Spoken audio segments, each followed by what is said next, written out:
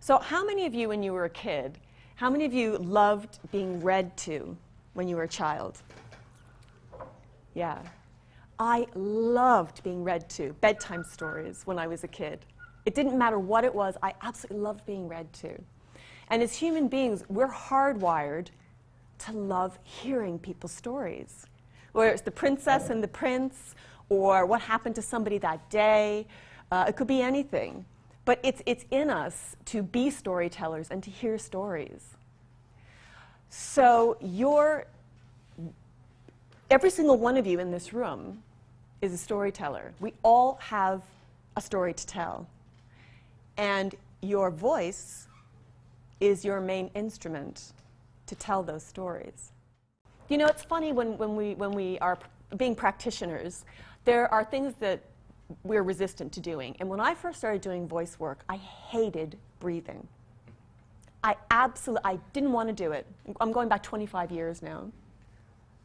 I just didn't see the point, and I was I was just completely resistant to the work. And I tell you something, I lost so much precious time, I think, in my performing of making things easier for myself, because I made things much harder for myself as a performer than they needed to be. So breath was something that I didn't want to do. And now, it just simplifies everything for me. Breathing just keeps everything simple. Time to pause and breathe. Breath is very, very important. Breathing. And just notice, just let your breath drop down into your belly there. And exhale.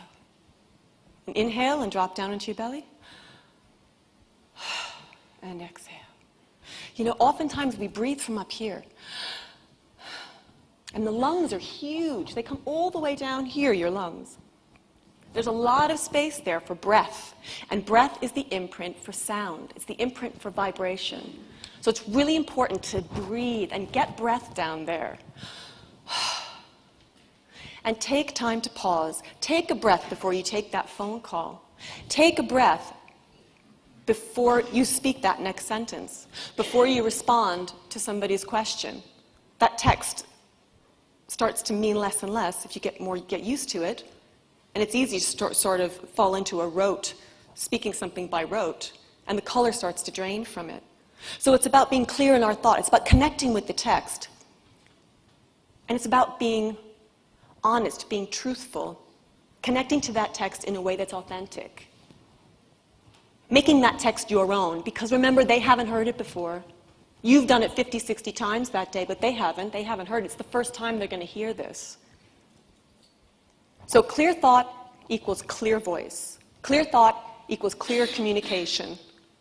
So we have two sides of clarity, not only how we speak, but also clarity of thought.